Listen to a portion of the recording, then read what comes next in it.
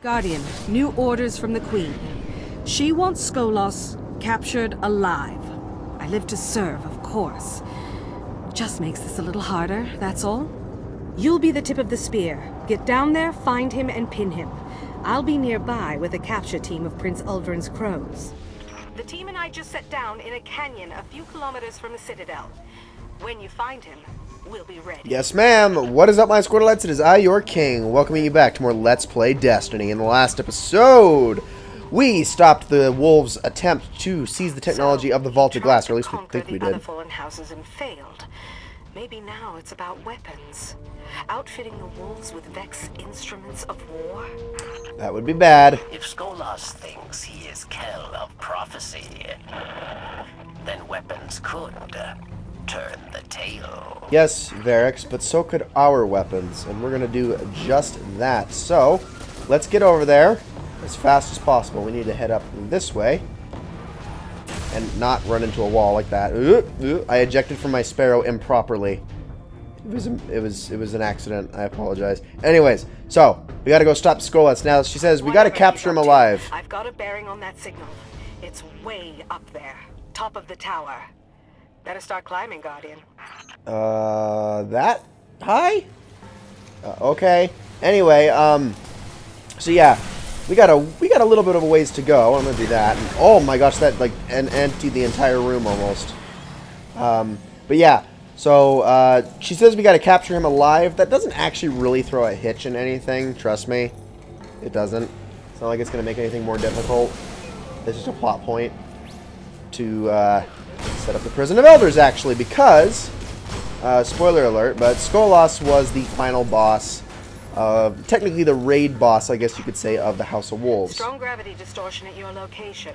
However, the raid in House of Wolves wasn't really a raid, it was just, the Prison of Elders, and it was making it to the final stage and then having to beat Skolas under certain conditions, basically.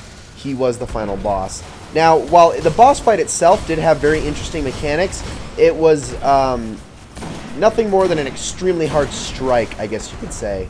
It wasn't really actually like a raid boss. Like, I guess you could say it kind of had like three-man raid mechanics in a sense, sort of. But I mean, it wasn't like super difficult or anything. Well, actually, I guess I shouldn't say that. When it first came out, it was super difficult, and people were really struggling at it. But, it took, like, hours for people to beat under certain conditions. But, I mean, it was still nothing, like, super complicated. So, basically, what would happen with Skolas is, and I guess I might as well explain the fight. Skolas, you'd have a certain arena in, and you'll understand what the arena looks like once we actually do the Prison of Elders. But you'd have a specific, a fallen-centric arena that he would be in. And what would happen is he'd have two servitors that would provide him essentially what are shields. Like, you could do damage to him, but it was so minimal, it was like a waste of bullets. And you'd have to take down at least one of the servitors to drop his shields for a minimum amount of time. And that's a lot of dead Vex. To drop his shields for a minimum amount of time. In which case you had a few, like I think it was 30 seconds to wail on him. And you'd have to just keep repeating this by moving around, I stood with Skolas for much of moving around the map. Now, I stand with you in judgment of Wolfkill. That feels right somehow. That's good, Varix.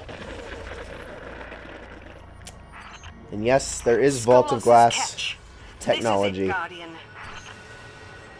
Moving platforms, alright. Just wait for them to appear and then jump to them. Very, very simple. So yeah, and then after you got Skolas down to a certain amount of health, there was a new mechanic that was introduced, which would basically give you a debuff. And it was a debuff that would last for 30 seconds. Now, it was interesting, because it required teamwork, and it also required you to have 3 people. A signature from the Vault of Glass. These machines fade in and out of our timeline. Watch your step. And the debuff, what it would do is basically you'd have it on a team and a team member, and then after they got it, they had 30 seconds to hang on to it, and once the 30 seconds were up, they would die. However, somebody on the other team, or one of your other team members, could take it from them. But the problem is, once they took it from them, the person that had it would then become immune for a longer period of time There than are 30 dozens seconds. of new wolf signatures, and the number keeps growing.